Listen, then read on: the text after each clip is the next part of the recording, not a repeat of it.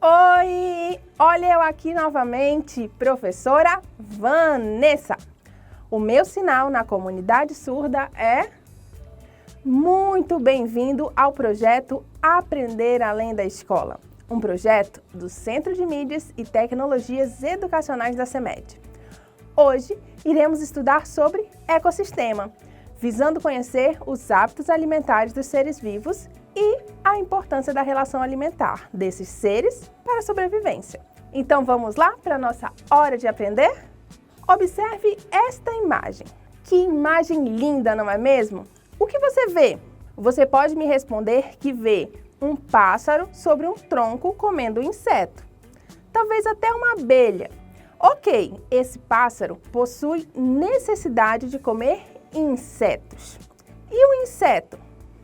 Para sobreviver, os insetos, no caso das abelhas, precisam consumir água, mel ou néctar e pólen coletados das flores. Em outras palavras, os seres vivos dependem uns dos outros para sobreviver. É por meio da respiração e da alimentação que os seres vivos obtêm energia para sobreviver e crescer. Os animais podem ser classificados de acordo com o tipo de alimento que consomem, em herbívoros, carnívoros, onívoros e detritívoros. Os herbívoros alimentam-se apenas de vegetais e algas. Eles podem se alimentar de uma planta inteira ou de partes de plantas, como folhas, frutos, sementes, raízes ou néctar. Existem animais herbívoros invertebrados como borboletas, gafanhotos e lagartas, e animais vertebrados como pássaros, cavalos e vacas. Esses animais possuem algumas adaptações em seu sistema digestivo, responsável por processar o alimento consumido e transformá-lo em nutrientes separados para que o corpo os utilize. Os insetos, por exemplo, possuem uma grande quantidade de peças bucais adaptadas aos diferentes hábitos alimentares. Agora, observe este gafanhoto. Ele possui aparelho bucal mastigador para mastigar as folhas das plantas. Dentre os mamíferos herbívoros, encontramos as cutias, que possuem dentes mastigadores pequenos e retos para auxiliar na mastigação. Muitos herbívoros possuem ainda em seu sistema digestivo micro-organismos que ajudam a digerir a celulose. A celulose é uma estrutura existente somente nas plantas e nas algas. E a maioria dos seres vivos não consegue digerir a celulose sozinho. Por isso, eles precisam desses micro-organismos. Animais carnívoros são animais que comem outros animais, sejam vivos ou mortos. Geralmente, os animais carnívoros matam outros animais para que possam comê-los, como exemplo, onças e cobras. Esses animais são conhecidos como predadores. Os animais que consomem animais mortos são chamados de carniceiros. Geralmente são os insetos. Não existem somente carnívoros de grandes portes. Existem também carnívoros de pequeno porte, como as moscas, que são insetos. Os carnívoros também possuem adaptações para cada tipo alimentar. Dentre eles estão as garras curvadas, bicos afiados de aves e dentes caninos bem desenvolvidos de mamíferos. Animais onívoros alimentam-se tanto de vegetais e algas quanto de animais. Isso porque possuem algumas adaptações como intestino encurtado e alguns dentes afiados, entre outras adaptações. Exemplos de animais onívoros são os seres humanos, tartarugas, peixe-piranha, cachorro e gato. A maioria dos onívoros são oportunistas. Isso significa que eles sempre escolhem os alimentos que encontram com mais facilidade. Em contrapartida, podem passar por longos períodos sem se alimentar.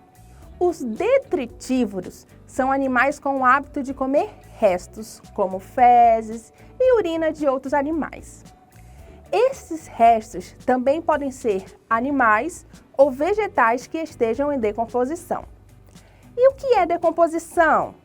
Decomposição é o processo pelo qual Fungos e bactérias lançam substâncias em matérias orgânicas para torná-las substâncias menores que eles possam se alimentar. Observe os fungos e as bactérias na laranja, que é a matéria orgânica. Matéria orgânica é justamente o resto de animais e plantas. Então podem ser fezes, urina, folhas, galhos, entre outras coisas. Os fungos e bactérias que participam da decomposição são chamados de decompositores. A decomposição é um processo muito importante para a natureza, pois durante o processo de decomposição, muitos nutrientes ficam no solo. As plantas utilizam esses nutrientes que posteriormente serão utilizados pelos seres herbívoros que comerão essas plantas. Sem a decomposição, os restos de plantas e animais demorariam muito tempo para degradar-se. Isso afetaria o crescimento e manutenção das plantas, de animais herbívoros, carnívoros e até de onívoros. Outros exemplos de animais detritívoros, além de fungos e bactérias, são os urubus, moscas e formigas. Conhecemos os hábitos alimentares de alguns seres vivos: herbívoros, carnívoros, onívoros e decompositores. Eles não são capazes de produzir o seu próprio alimento, por isso são chamados de heterotróficos. Um outro grupo de seres vivos é chamado de autotróficos. Nesse caso, eles são capazes de produzir o seu próprio alimento. Dentro desse grupo estão as algas e as plantas, exceto as plantas carnívoras. O processo pelo qual as plantas produzem o seu próprio alimento é chamado de fotossíntese. Para realizar a fotossíntese, as plantas utilizam água do solo, gás carbônico do ar atmosférico e luz do sol para produzirem nutrientes necessários à sua nutrição. Esses nutrientes, chamados de carboidratos, são fonte de energia das plantas. Exemplos de carboidratos são os açúcares. Durante a fotossíntese, as plantas e algas liberam gás oxigênio para ser utilizado pelos seres vivos durante a respiração. A respiração é o processo pelo qual as células, isto é, a unidade básica dos seres vivos, utilizam gás oxigênio que vem da atmosfera através do sistema respiratório e nutrientes vindo da alimentação para a produção de energia, com o objetivo do bom funcionamento do ser vivo. Os vegetais também fazem respiração, ato realizado através das folhas. Durante o dia, eles fazem a respiração e a fotossíntese, consumindo e liberando gás carbônico e gás oxigênio. Já durante a noite, as plantas fazem apenas a respiração, pois precisam da luz do sol para realizar a fotossíntese. Os animais, de modo geral, utilizam diferentes órgãos para realizar as trocas gasosas, obtendo gás oxigênio e liberando gás carbônico. Os peixes, por exemplo, utilizam as brânquias. As brânquias são estruturas vermelhas que ficam logo abaixo dessa estrutura indicada em vermelho. Já os mamíferos e as aves utilizam os pulmões e as minhocas utilizam a pele para respiração. E aí, está gostando da nossa aula? Vamos testar nossos conhecimentos? Acompanhe comigo a hora da atividade. Atividade 1. Os seres humanos são mamíferos que se alimentam de produtos de origem animal e de origem vegetal. Assim sendo, podemos dizer que os seres humanos são: letra A, cosmopolitas, letra B, herbívoros, letra C, carnívoros, letra D, frugívoros ou letra E, onívoros. Então, os seres que se alimentam com produtos de origem animal e vegetal são conhecidos como alternativa E, onívoros. Então, os seres humanos que se alimentam de produtos de origem animal e vegetal é onívoro. Atividade número 2.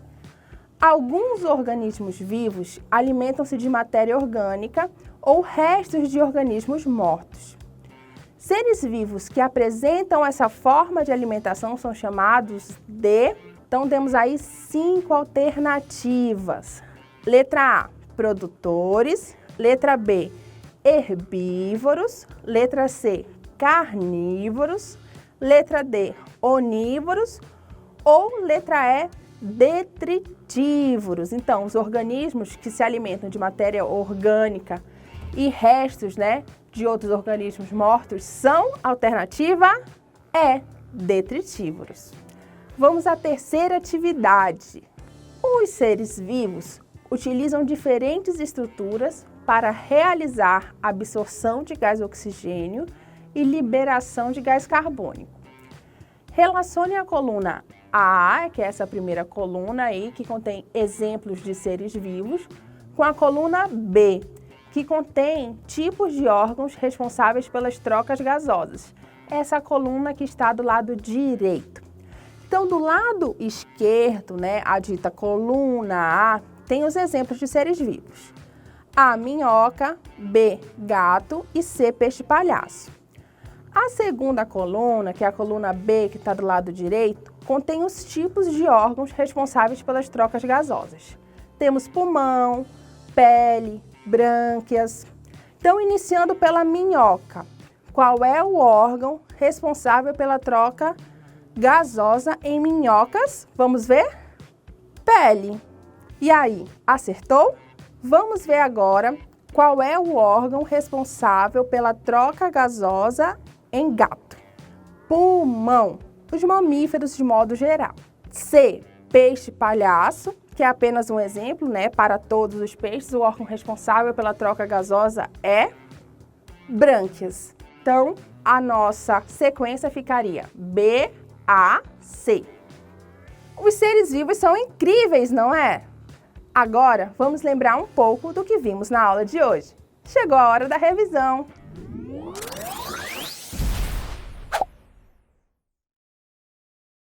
Hoje, aprendemos alguns termos utilizados em ecologia, que é a ciência que estuda os seres vivos e as suas relações entre si e com o meio ambiente.